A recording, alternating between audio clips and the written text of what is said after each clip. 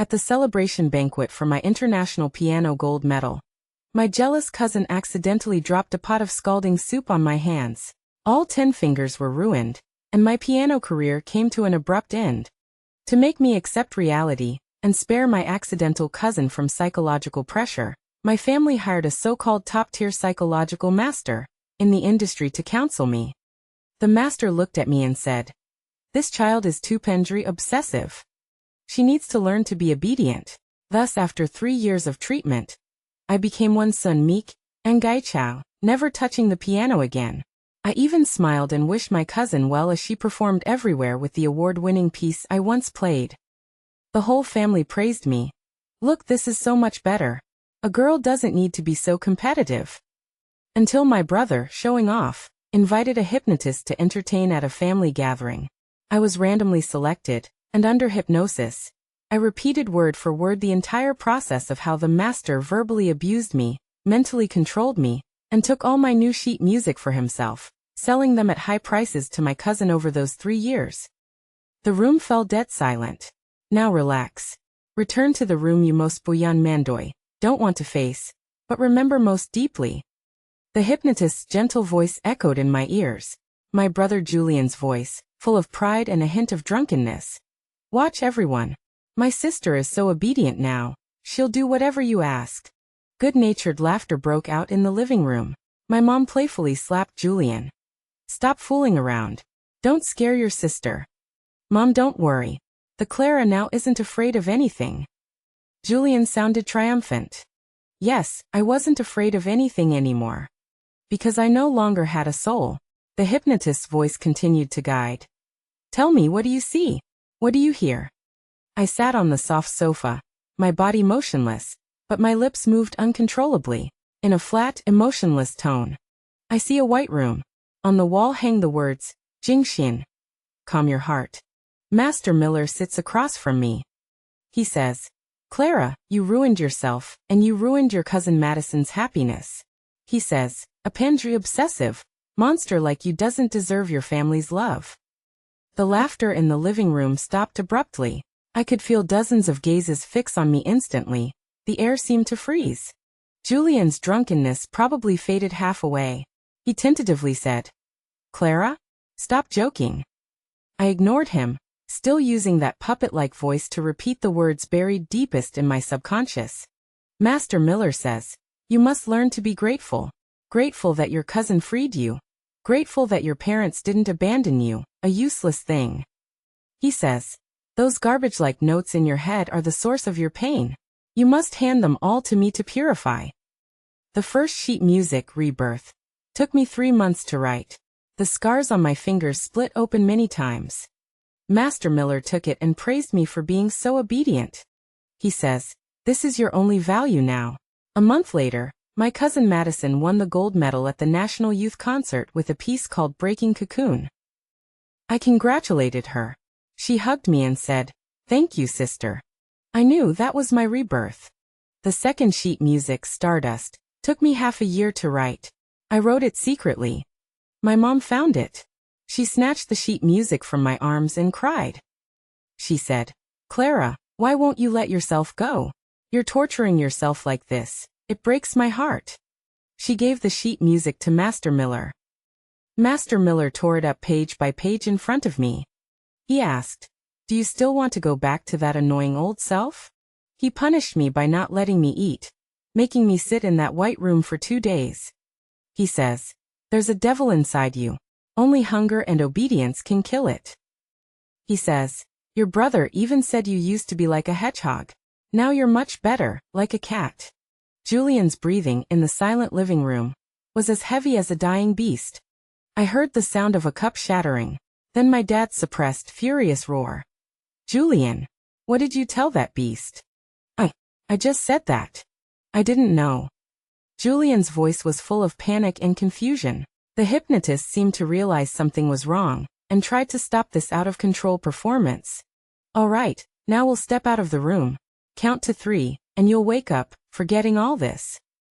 "No," my father roared. "Let her speak. Let her say everything." My lips kept moving mechanically, like an emotionless player. The third score, the fourth.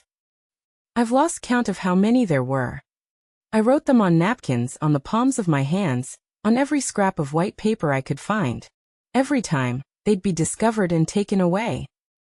Master Miller told me Madison needed them.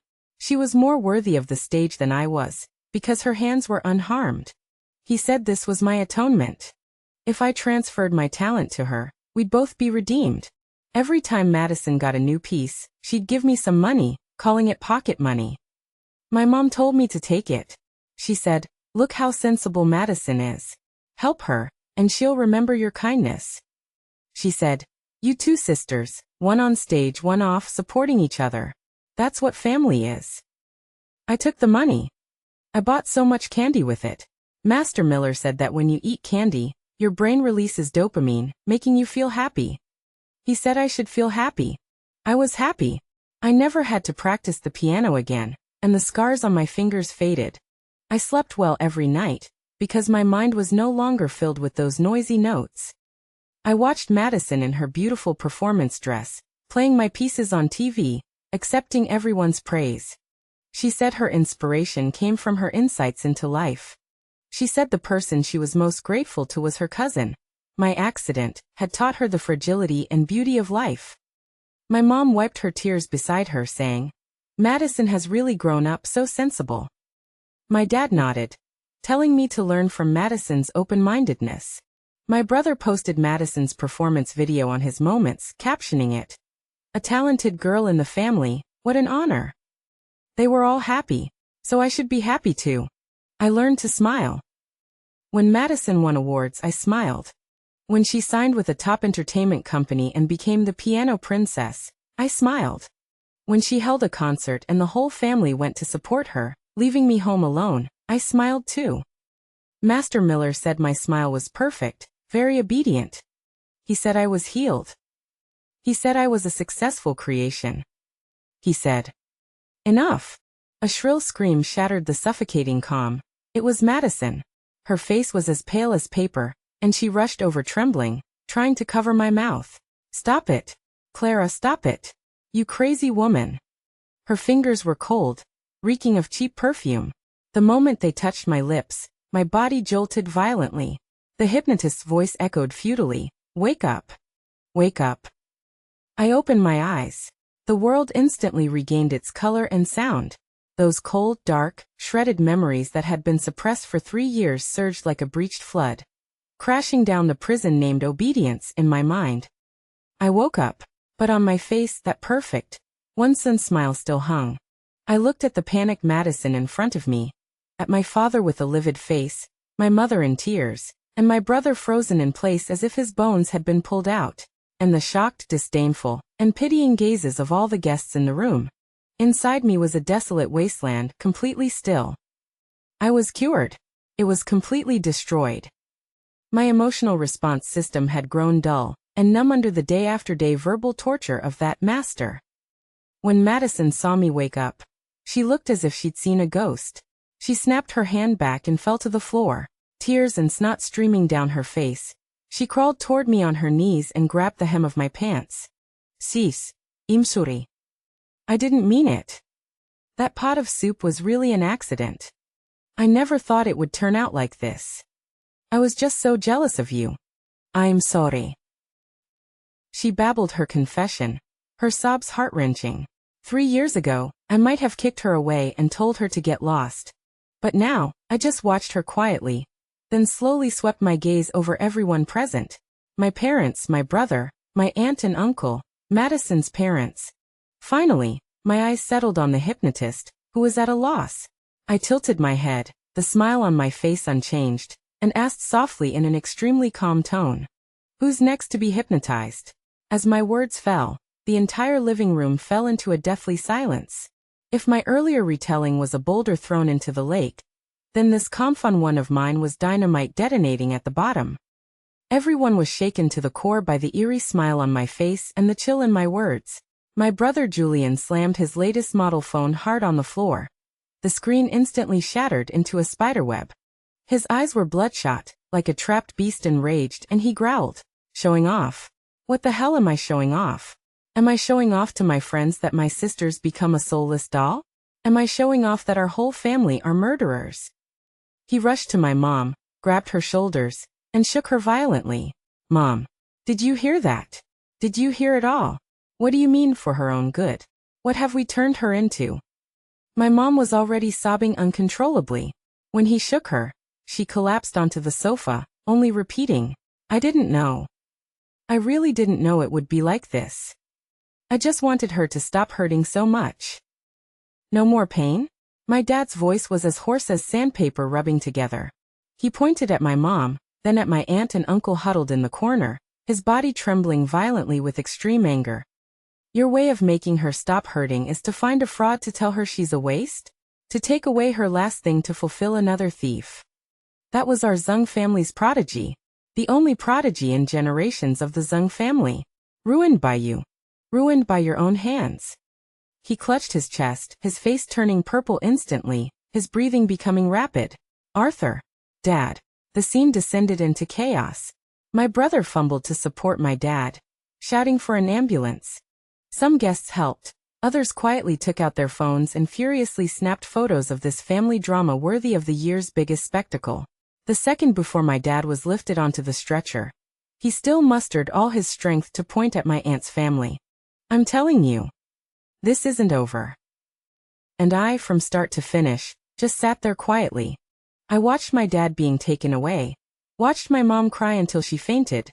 Watched my brother smash things in the house like a madman. I watched Madison's parents, my aunt and uncle, try to lift their daughter, who was like a pile of mud, only to be pinned in place by the pointing fingers and disdainful stares of the surrounding guests, unable to move. This carefully prepared family gathering had become our family's judgment day. And I was the one who calmly struck the gavel. That night, the hashtags #Piano Prodigy Madison's image collapses and #Psychology Master Miller accused of emotional abuse exploded onto the top of all social media trending lists. The scandals of that master and my cousin were exaggerated by the guests present and spread across the entire internet. Overnight, they were ruined. The situation escalated faster than expected. The next day, the police issued a notice.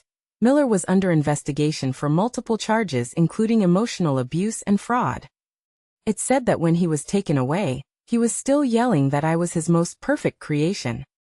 Madison's agency released a termination statement immediately, cold and resolute, demanding she pay a sky-high penalty for the huge losses caused by her image collapse. The once adored piano prodigy instantly became a street rat. My aunt and uncle brought her to the hospital to find me. At that time, I was sitting on a bench outside the ward, quietly peeling an apple. My dad was still in the ICU, not out of danger. My mom was inside, having aged 20 years overnight. Clara. My aunt's voice was tearful as she approached me cautiously. Madison followed behind her, wearing a mask and hat, wrapped up tightly, but her red, swollen eyes and disheveled state were still visible. I didn't look up. The fruit knife in my hand turned steadily, round after round, the long apple peel hanging down without breaking. This was the only skill I'd developed in those 3 years, to pass the time. Clara, Aunt is begging you, let Madison go. As she spoke, she was about to kneel. She knows she was wrong really. We can't pay that penalty even if we sell everything we have. Madison also knelt down in front of me with a thud, pulled off her mask, and revealed a face streaked with tears and remorse. Sis, I was wrong. Can you forgive me just this once? I'll do anything you say. Just tell the company those songs were gifts you gave me voluntarily, that you've forgiven me. My hands stopped moving. The apple peel snapped with a crack. I looked up at them. Then I smiled. It was still that meek, docile, carefully crafted smile. I held out the peeled apple. Auntie Madison, don't be like this. Get up. I don't blame you. Mom says family should help each other. Madison needed it, so of course I, as her sister, should help. I'm glad those immature works of mine could help her stand on stage. This is all I should do. My voice was soft and gentle, each word clear in their ears, and also in the ears of my mom, who had just stepped out of the ward behind me. I saw my mom's body lurch violently. She grabbed the doorframe to keep from collapsing. Auntie and Madison froze too. They'd imagined my curses, my coldness, my revenge. But never this reaction. Watching their stunned faces, I continued in that soft tone, repeating the words Master Miller had taught me. Mom says she just wanted me to stop hurting so much. I know you all did this for my own good. If I no longer have dreams, I won't have disappointment. I'm happy really. I should be grateful. That ching pow pow grateful was like an invisible slap, stinging each of their faces. Madison's sobs caught in her throat, her face paler than before.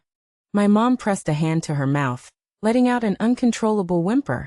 They'd rather I'd pointed at their noses and cursed fiercely like I did 3 years ago, than see the walking corpse before them, stripped of all joy and sorrow, only smiling and saying grateful. Dad was finally saved, but his health was never the same. He needed long-term rest. Back home from the hospital, this once cheerful place turned into an icebox. Mom started trying every way to please me, watching my face with careful eyes. She put away all things related to Madison, redecorated my room to how it was 3 years ago, and even bought a brand new Steinway grand piano, placing it in the most prominent spot in the living room. Clara, look, Mom picked this just for you. She took my hand, leading me to the piano, her voice full of hope. Try it. Play anything, it's fine. I looked at the black and white keys, once the only light in my life. Now in my eyes they were no different from a piece of ordinary wood. After my hands were ruined by that pot of scalding soup, multiple skin grafts had restored basic function, but the nerve damage was permanent. Not only could I no longer play difficult pieces, even holding a pen for long made me feel stabbing pain and numbness. I raised my scarred hand and placed it gently on the keys. Then I turned to Mom and gave her the smile she feared most. Mom, I won't play. Master Miller says the piano is my inner demon. If I touch it, I'll turn back into that unlikable bad kid I was before. I'm good like this. I'm obedient. Mom's face drained of color in an instant. Her lips trembled, no words coming out, as tears streamed down in big drops. My brother Julian came down from upstairs, saw the scene, and his eyes reddened immediately. He rushed over, yanking me away from the piano. No more playing. We won't play anymore. His voice was hoarse. It's my fault, I'm an asshole. Clara, yell at me, hit me. Do whatever you want, just stop smiling like this. He grabbed my hand, wanting me to hit him. I obediently raised my hand, but only gently adjusted his messy collar. Brother, what's wrong with you? I'm not in pain. I'm very happy. I should be grateful. Every word grateful was like a blunt knife, repeatedly cutting into their hearts. They started showering me with money like mad. My dad transferred part of the company's shares to my name. The annual dividends were a huge sum. My mom took me shopping every day, latest luxury bags, haute couture dresses, jewelry. If I so much as glanced at something, she'd swipe her card immediately, not even blinking. They thought material things could fill the void in my spirit and awaken my dormant desires. I accepted everything. The Hermes my mom bought me, I turned around and sold on a second-hand website. The dividends my dad gave me, I didn't touch a cent. The sports car my brother gave me, I never drove once. I registered all the things they sent, estimating their exact prices. Then I contacted a charity foundation dedicated to nurturing underprivileged music students. On a sunny afternoon, I met the foundation's director at a cafe. I pushed a thick list and a bank card across the table. These are some of my personal Schenker items and savings, I said with a smile. I want to donate them all to the foundation in my own name to establish a special fund called New Life. The director stared at the astonishing brands and numbers on the list, then at the bank card, too shocked to speak. Miss Clara. This is too valuable. It's not valuable, I said calmly. To me they're just lifeless objects. But in the hands of those children with dreams, they might turn into wings. My story had already spread across the internet, because of that out-of-control family gathering. This huge donation made the media smell a breaking story. Soon major media platforms began reporting on my deeds. In the reports, I was no longer the ruined genius, but an inspirational icon reborn from the ashes. An angel, who had been through the abyss, suffered great harm, yet still turned toward the light and continued her musical dream in her own way. My fame reached an unprecedented height, even surpassing when I used to play the piano. As for my family, they became the darkest, most unforgivable shadow beneath my shining halo. Perpetrator, accomplice. These labels were firmly stuck to them by netizens. My dad was so angry he was admitted to the hospital again. My mom called me crying. Clara, why are you doing this? You donated the money, sold the things, you're taking revenge on us, aren't you? Her voice on the phone was full of despair and pain. I held the phone, walked to the balcony, and looked at the blooming roses in the garden below. Mom, I'm not taking revenge. Master Miller taught me. The more you have, the more desires you have and the more pain you feel. Now that I've let go of these things, I feel light and happy. You should be happy for me. Moreover, I've just turned them into another form of love to help more people. That's what you always taught me, isn't it? To be a kind person. On the other end of the line, my mom's bungkoi sobs came through. My brother snatched the phone, his voice full of pleading. Clara, come home. Let's go home and talk properly, okay? We were wrong. We really were wrong. Tell us what you want, and we'll give it to you. We'll never push you again. I looked at the sunset glow on the horizon and said softly, Brother, what I have now is already enough. I'm content. I'm grateful. After saying that, I hung up the phone. They did everything they could to fix our relationship, but every gesture of goodwill was blocked by me in the most obedient way, returned exactly as it was. Let them live forever in the endless torment of having personally pushed me into hell, then watching me near pawn in it. They didn't give up. Perhaps out of guilt, perhaps to salvage the family's crumbling reputation. They began to make amends in a more roundabout way. After I established the New Life Special Fund, my father's company immediately announced it would regularly inject 1% of its annual profits into the fund. My brother used his connections to secure several large sponsorships for the foundation. My mother quit all her part-time positions and threw herself into the foundation's daily operations, becoming an unpaid volunteer. They thought this way, they could gradually Santo back into my world, using a shared cause to rebind our relationship. The media interpreted our family's actions as a heartwarming drama of a broken mirror being pieced back together. Only they themselves knew how torturous my gentle yet distant smile was for them every time we appeared together in public and faced the cameras. I never refused their help. When my father's company donated, I publicly thanked them in the name of the foundation's founder. When my brother secured sponsorships, I also posted a message thanking him for his strong support. When my mother busied herself with the foundation, I praised her as kind and capable in front of all the staff. I acted like a truly magnanimous person who had completely let go of the past. But the more I did this, the deeper the pain in their eyes became, because they knew I wasn't accepting their amends, I was accepting their indulgences. With the money they gave, I rented the best office building in the city center for the foundation, and set up my personal studio. It was dedicated to providing shelter and support for those buried musical geniuses, talented but without connections. I provided them with the best teachers, the best instruments, connected them with the best performance opportunities, and cleared all their worries. Though I could never play the piano again, I became the one who gave wings to countless hands. On the studio's opening day, many media outlets came. My mother, as the family representative, was invited to speak on stage. She had dressed carefully, but her haggardness still showed through. Holding the microphone, she looked at me in the audience, her voice choking. Clara. She was always more determined and persistent than other children. I'm proud of her for what she's achieved today. She wanted to say so much sorry that she loved me. But under the countless camera flashes, she couldn't say a word, because she knew any excuses or confessions would seem pale and ridiculous in the face of the facts. When it was my turn to speak, I walked onto the stage and took the microphone from her. Facing the cameras, I smiled and said, Yes, I'm very grateful to my family. Without them, there would be no me today. Without them, I might have always been just an ordinary pianist, not the Clara who can help so many people realize their dreams now. My words were watertight, full of positive energy. Warm applause erupted from the audience. Beside me, my mother's body was already swaying unsteadily. She looked at me, her eyes filled with pleading, as if saying, Please stop talking. But I turned around and gave her a hug. In her ear, in a voice only we could hear, I whispered, Mom, look how good I am now.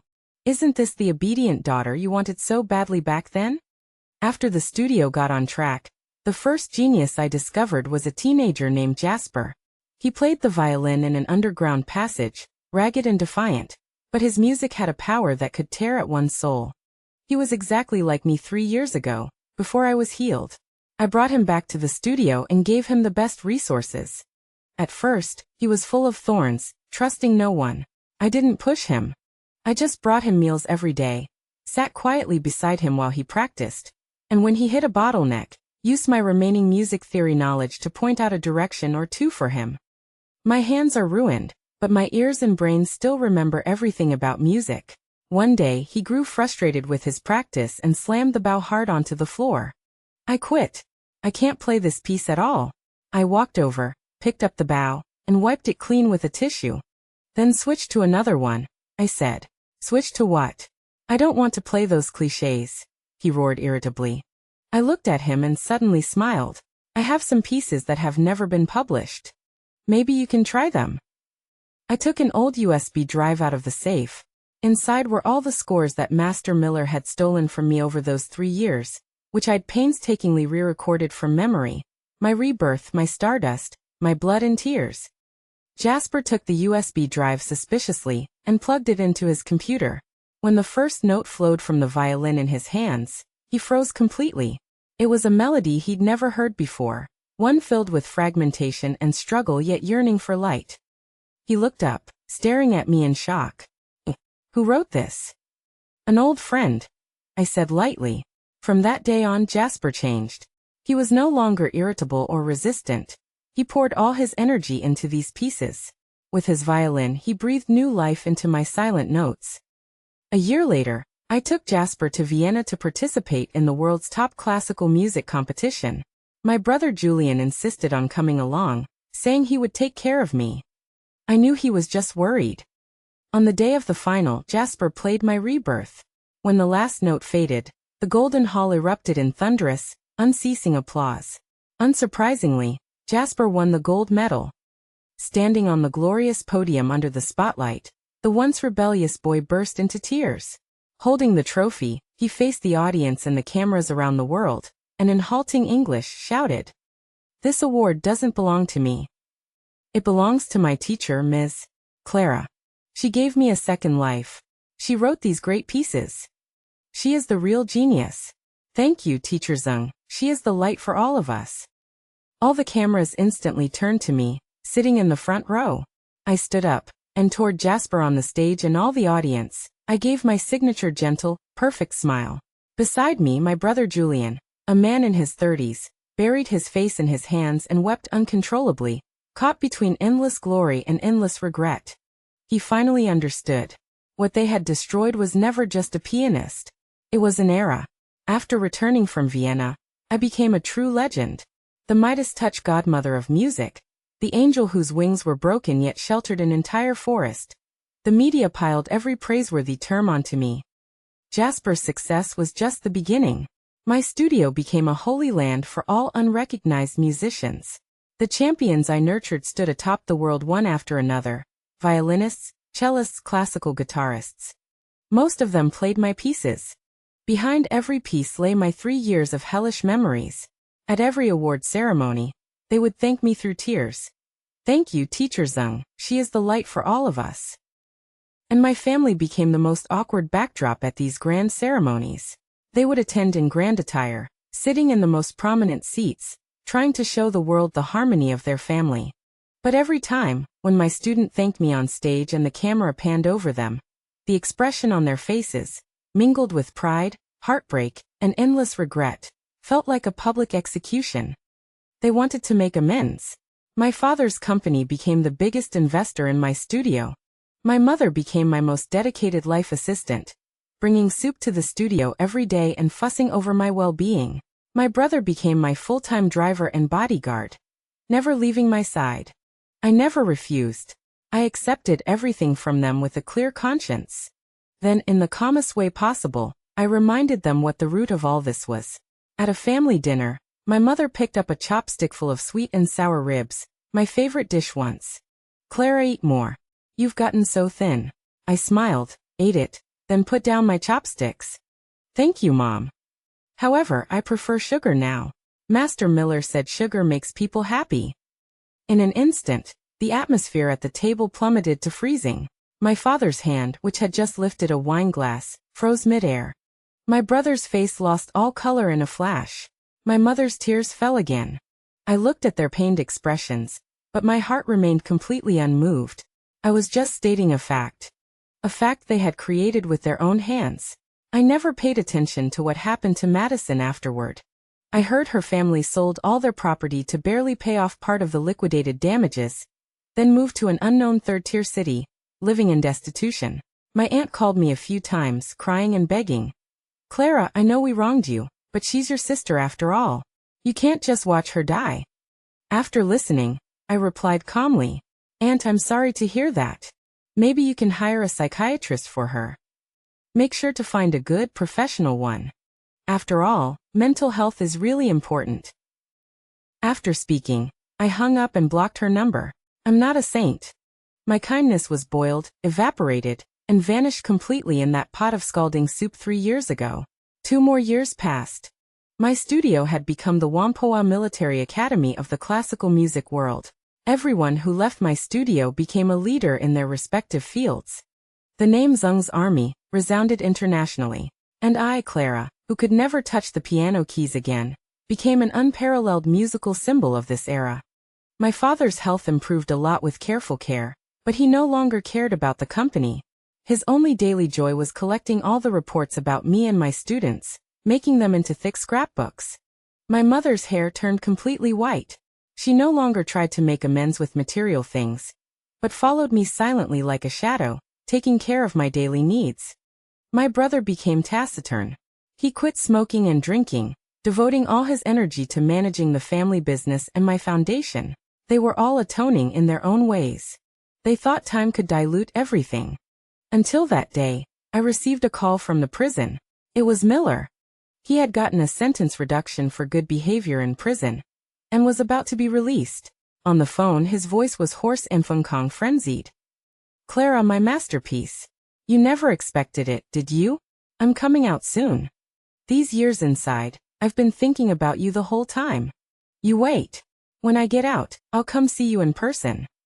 His words were filled with undisguised threat and venom. After hanging up the phone, I sat in silence for a long time. My brother was the first to notice something was wrong. Clara, what's the matter? Who was on the phone? I looked up at him, and for the first time, the meek smile had vanished from my face. My gaze was cold, so cold it sent a shiver down his spine. Julian, I called him by his full name. I need you to do something for me. Name it. Anything. He tensed up immediately. I want Miller gone. Forever. My voice was soft, but every word carried an unassailable command. My brother froze. He stared at me as if seeing me for the first time. He might have thought I'd become a non-aggressive angel, enshrined on a pedestal. He forgot. Angels once wielded blades too. Clara. You mean? I never want to see this man again. By any means, legal or otherwise. I looked at him calmly. Can you do it? This was the first request I'd made of them in 3 years. A request steeped in darkness and violence. I saw shock flash in my brother's eyes, followed by struggle, and finally, it was replaced by a adregia almost bordering on ecstasy. He'd been waiting for this. Waiting for a chance to do something for me. Even if it meant dirtying his hands. He nodded heavily, his voice trembling with excitement. Okay, leave it to me. I promise you'll never see him again. I watched his retreating back, then leaned back into the sofa. My emotional system seemed to loosen a fraction. It wasn't joy nor relief. It was a cold, all-controlling thrill. So this was what it felt like to drag someone into hell. The day Miller was released from prison, he vanished without a trace. No one knew where he'd gone. The police received no report, and his family didn't seem to care whether he was alive or dead. He just dissolved like a drop of water into the sea, gone without a trace. When my brother came back, he said nothing. He just silently poured me a glass of warm water. There was a faint new scratch on his hand. I didn't ask. A new, unspoken understanding had formed between us. From that day on, the smile on my face seemed to shift. No longer the standardized, soulless curve. Occasionally, I'd say delicious about the soup my mom made. Occasionally, when my dad showed me clippings, I'd point out a mistake in one of the reports. Occasionally, when my brother was driving, I'd remind him to slow down. These tiny, normal interactions were like manna from heaven to my family. They were overjoyed. They thought I was getting better. Thought the old Clara was coming back, bit by bit. They started treating me even more dotingly, and the atmosphere at home became warmer than ever before. Only I knew the truth. Nothing has changed. I just found a way that makes them more comfortable to continue my punishment. I gave them hope, then left them to live forever in the fear that hope might shatter again. With the money they gave me, I bought a manor on the outskirts of the city and transformed it into the world's finest music rehabilitation center. It's dedicated to people who, like me once, had their music careers cut short by accident or illness. I provide them with the best rehabilitation treatments and top-tier psychological counseling. I personally interview every psychologist to ensure they are professional, kind, and full of empathy. At the opening ceremony, I stood on the stage. Behind me were my parents and my brother. They looked at me, their eyes brimming with tears and pride. Facing the countless cameras below, I spoke slowly. 3 years ago, I lost everything. To help me out of my pain, my family once hired a master of psychology. That master taught me many things. He taught me how to behave and how to be grateful. He made me understand that when someone is pushed into the abyss, those around them are either the pushers or the onlookers. But today, standing here, I want to be the third kind of person. The one who hands you a rope at the edge of the abyss. I may never play music again, but I hope I can be the first note that helps you rewrite your lives. My speech ended, and the audience erupted in applause. Amidst the flashing lights, I turned around to look at my family behind me. The smiles on their faces were stiff and painful. They knew every word I said was a reminder of their guilt. I gave them a bright, heartfelt smile. Look, I turned the hell you gave me into a paradise for others. And you will be forever trapped in this purgatory called family love that I built for you with my own hands. Day after day, year after year. Until death do us part. No, perhaps even death won't set you free.